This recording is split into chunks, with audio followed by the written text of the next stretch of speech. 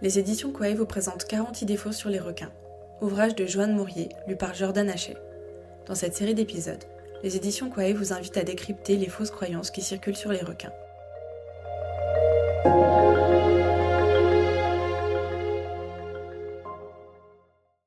Il n'y a pas de requins sur les côtes françaises métropolitaines. Faux.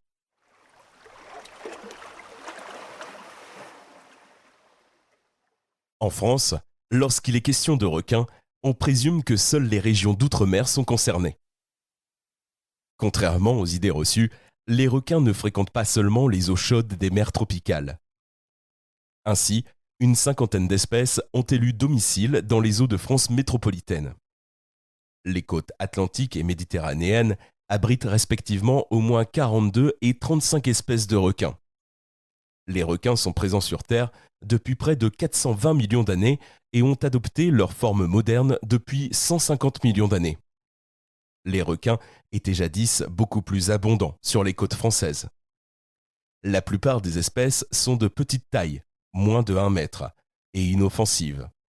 Ainsi, la petite roussette, Silurinus canicula, et la grande roussette, Silurinus stellaris, sont des requins communs sur les deux côtes.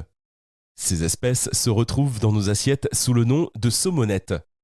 Il existe aussi de nombreuses espèces de requins des profondeurs que l'on peut découvrir lors des débarquements de pêche dans les criées ou sur nos étals.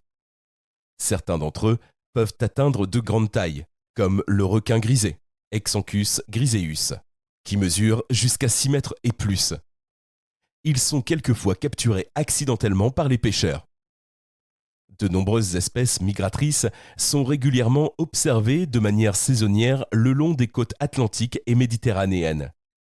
C'est le cas du deuxième plus gros poisson du monde après le requin-baleine, le requin pèlerin, Cetorinus maximus, qui peut atteindre une longueur de 12 mètres pour plus de 15 tonnes et se nourrit de plancton, mais aussi du requin peau bleue, Prionacea glauca.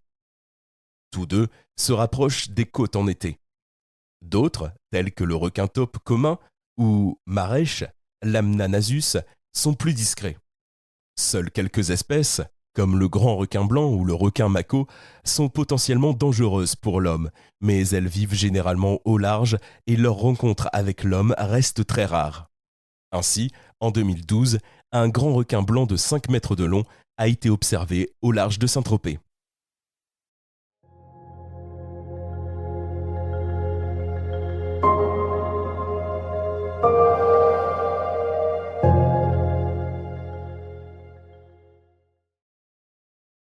Quelques surprises de taille. Parfois, des espèces que l'on ne pensait pas pouvoir apercevoir dans nos eaux métropolitaines se révèlent au grand jour par une prise accidentelle.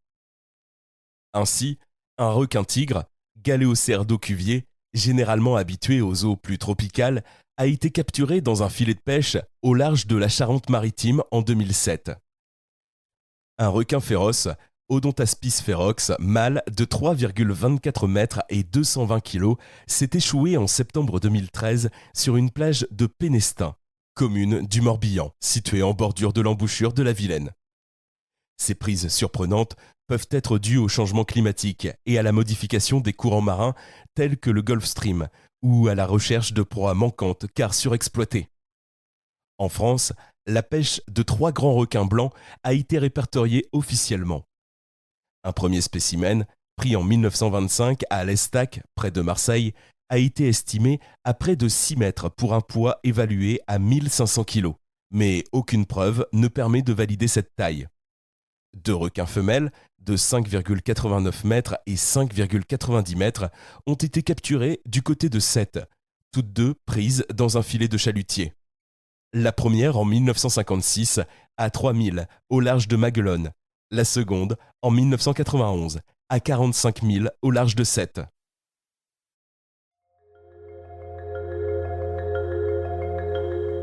Vous venez d'écouter un extrait de 40 idées fausses sur les requins, publié aux éditions Quae en 2020, de Joanne Mourier, lu par Jordan Hachet. Retrouvez ce titre et nos ouvrages au format papier et numérique sur www.quae.com.